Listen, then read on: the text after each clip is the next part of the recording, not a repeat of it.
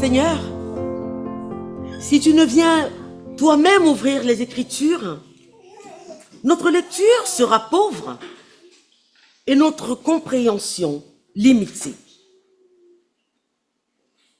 Mais si ton esprit nous éclaire, la parole fera sens. Notre marche s'orientera. Notre chemin se précisera. Saint-Esprit, viens ouvrir notre cœur et notre intelligence à la compréhension de la parole. Au nom de Jésus-Christ, nous t'avons prié. Amen. Nous lisons dans la première lettre de Jean, au chapitre 5, les versets 1 à 6. Tous ceux qui croient que Jésus est le Christ sont enfants de Dieu. Et ceux qui aiment le Père, lui qui fait naître, aime aussi celui qui est né de Dieu. Voici à quoi nous reconnaissons que nous aimons les enfants de Dieu. C'est si nous aimons Dieu et si nous mettons ses commandements en pratique. En effet, aimer Dieu, c'est obéir à ses commandements. Et ces commandements ne sont pas pénibles, car tout enfant de Dieu est vainqueur du monde. Et le moyen de remporter la victoire sur le monde, c'est notre foi. Qui donc est vainqueur du monde? C'est seulement celui qui croit que Jésus est le Fils de Dieu. C'est lui, Jésus-Christ, qui est venu grâce à l'eau et grâce au sang. Il est venu non pas avec de l'eau seulement, mais avec l'eau et avec le sang. Et c'est l'Esprit Saint qui en témoigne, car l'Esprit est la vérité. Seigneur, nous nous tenons devant toi, ignorants. Que ta parole soit pour nous parole de vérité. Une parole qui nous fait renaître à la vie que tu veux qu'on ait. Conduis-nous, Seigneur, dans ta vérité. Amen. La lettre de Jean que nous venons d'entendre s'adresse à une communauté fâchée qui se dispute et qui court le risque de se diviser. Alors il faut qu'une vérité émerge du lot pour ramener tout le monde vers ce que Jean considère comme étant la vraie doctrine. Au fond, la question principale est celle-ci. Qu'est-ce qui nous fonde? Nous, individuellement, mais aussi nous, en tant qu'Église. Jean va y réfléchir pas à pas et proposer une discussion thème par thème. La foi, la nouvelle naissance, le respect des commandements et l'amour. Alors je vous propose d'aborder chacun de ces thèmes tels que Jean les voit. Et peut-être que chacun de nous y trouvera les fondements nécessaires pour sa vie individuelle, mais également pour sa vie en communauté. Que dit Jean sur la foi? Elle n'est pas une opinion, un avis que l'on donne sur une question. La foi est l'adhésion à Dieu. Et pour être plus précis, c'est l'adhésion à Jésus-Christ. Celui qui rend Dieu visible et même compréhensible. Rappelons-nous le début de Jean, ce que l'on appelle le prologue de l'Évangile selon Jean. Il dit, personne n'a jamais vu Dieu. Le Fils unique qui est dans le sein du Père est celui qui l'a fait connaître. Alors oui, on voit que la foi est incarnée. Elle est en Jésus-Christ. Elle est Jésus-Christ. Celui que Jean et les autres témoins du Christ ont vu de leurs yeux. Celui qu'ils ont contemplé. Celui que leurs mains ont touché. C'est la foi en Jésus-Christ ressuscité et vivant qui permet de comprendre la profondeur du message de Dieu et de dépasser les apparences, de dépasser tout ce qu'il y a de purement religieux en nous pour nous amener à la profondeur des Écritures, à la pureté de la foi simple et humble. Et ça tombe très bien, puisque nous sommes encore dans le temps pascal, parce que c'est à la croix que tout va s'éclairer. Seule la foi dans le Christ Jésus permet de comprendre que la croix n'est pas l'échec de sa mission, mais l'accomplissement de la révélation et la pleine manifestation de Dieu dans le monde. La foi est donc une confession, un engagement individuel et collectif à la suite du Christ.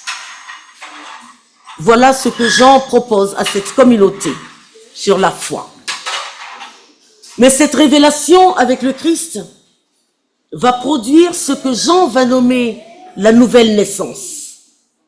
Alors la foi devient nouvelle naissance parce qu'elle permet à celui qui croit de ne plus raisonner à la manière du monde.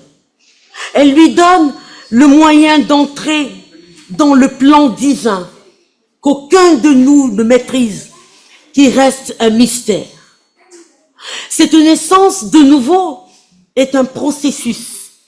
Elle est une quête de toute notre vie qui est constamment confrontée au monde, à la méchanceté, à l'injustice et au mal. Il ne faut donc pas s'endormir en disant « j'ai la foi et tout va aller ». Non. Notre nouvelle naissance se fait à un moment précis lorsque nous sommes confrontés à un choix à faire. Mais comment faire dans notre quotidien pour affronter ce qui se tient constamment devant nous, ce que nous considérons comme le mal, ce qui nous heurte, qui nous offense? Là aussi, dit Jean, c'est notre foi qui nous aide.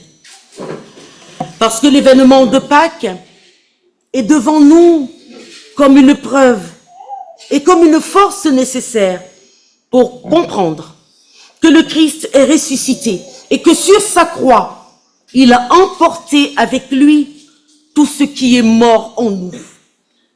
C'est ainsi que chaque fois que nous sommes confrontés à quelque chose qui nous bouscule, qui nous heurte, nous pouvons redevenir des libres enfants de Dieu en nous appuyant, en priant, en demandant là, à l'instant, Seigneur, viens à mon aide. S'il est vrai que tu as emporté avec toi tout ce qui me fait mal, alors fais-moi renaître. Et toute une vie, nous aurons à faire cela, car nous vivons bien dans ce monde et nous ne pouvons pas nous enfermer. Mais à l'intérieur de nous, l'Esprit Saint peut agir. Et alors, comment être à chaque fois un enfant libre, un libre enfant de Dieu? C'est en obéissant, en écoutant, en entendant les commandements de Dieu. Mais attention, il ne faut pas ici s'imaginer que c'est grâce à toutes nos bonnes œuvres que nous devenons des enfants justifiés. Non. Ces bonnes œuvres, elles doivent être des œuvres qui viennent de la foi. Il ne faut pas non plus nous dire que nous qui sommes aujourd'hui dans cette église, que nous formons un club fermé de personnes très pieuses qui savent tout sur tout et qui ont compris tout sur tout. Et je devrais dire, surtout pour nous, nous qui disons croire, la question constante est de garder et de pratiquer les commandements au quotidien. Mais nous savons, au fond de nous, que nous ne sommes que des humains qui passons notre temps à poser des actions qui ne traduisent pas toujours ni notre amour pour Dieu, ni notre amour pour notre prochain.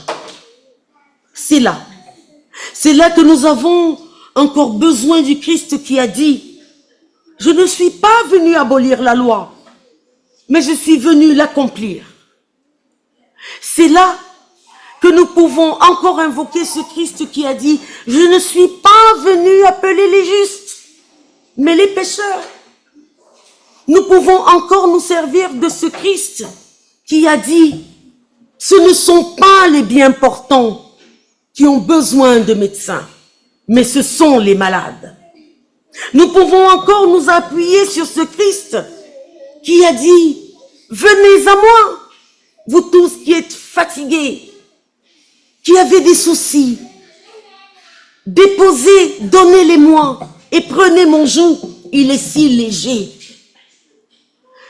Le mouvement d'essayer d'être juste n'est jamais acquis. C'est une quête de tous les instants où nous qui disons croire devons prendre notre responsabilité pour offrir au monde cette alternative. Oui, dans le monde, nous sommes pécheurs et nous les croyants avec. Mais ce que nous avons à vous offrir, c'est que nous pensons que nous ne sommes pas condamnés, que nos erreurs ne nous justifient pas, que nos erreurs ne disent pas qui nous sommes. Non, nos erreurs, nous les accueillons. Nous les accueillons parce que le Christ est là. Et c'est tout ce qu'on peut vous offrir. Nous n'avons pas la vérité, mais nous avons une espérance telle que nous voulons vivre en témoin de l'amour du Christ, que nous voulons garder notre état de personne nouvelle et constamment renouvelée, qui entend avec les oreilles du Christ, qui voit à travers les yeux du Christ et qui donc aime comme lui. Oui, mes frères et sœurs, l'amour est la clé chez Jean.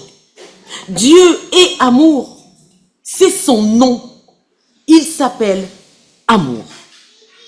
L'amour vient de Dieu et lorsque nous aimons Dieu à notre tour, nous pouvons aimer aussi nos frères et sœurs, tous ceux que Dieu met sur notre chemin.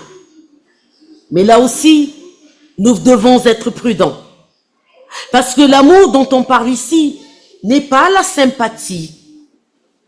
Elle n'a pas une dimension uniquement affective, cette manière d'être avec l'autre en amour. Non. L'amour dont on parle ici, l'amour chrétien, c'est un amour à travers le Christ. C'est ce que nous appelons l'agapé, qui se traduit par le respect, par cette envie de faire grandir celui que nous croisons. Et pour cela, il est indispensable que l'on se souvienne que celui que nous avons en face de nous est comme nous, une créature faite à l'image et comme à la ressemblance de Dieu. Oui, celui que nous avons en face de nous est nous. Et ensemble, nous sommes le corps du Christ.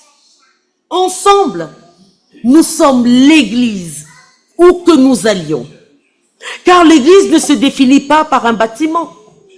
L'Église ne se définit pas par un attroupement. Nous en sommes. Nous sommes l'Église.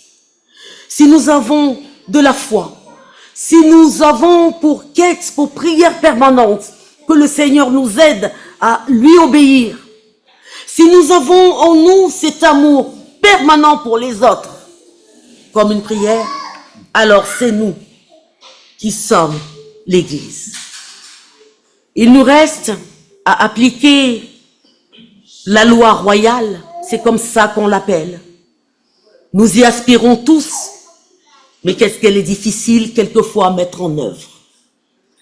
Et oui, mes frères et sœurs, il nous faut traiter les autres comme nous voulons être traités. Ou si je prends à l'envers, ne faisons donc pas aux autres ce que nous ne voudrions pas que l'on nous fasse.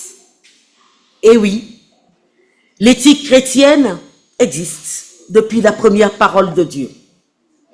Elle nous a été transmise. Si cette éthique rejoint la morale, alors tant mieux. Nous pourrons vivre en étant rassemblés, en étant un avec le Christ, comme il est un avec son Père. Que le Seigneur grave ceci dans tout notre être, corps, âme et esprit. Amen.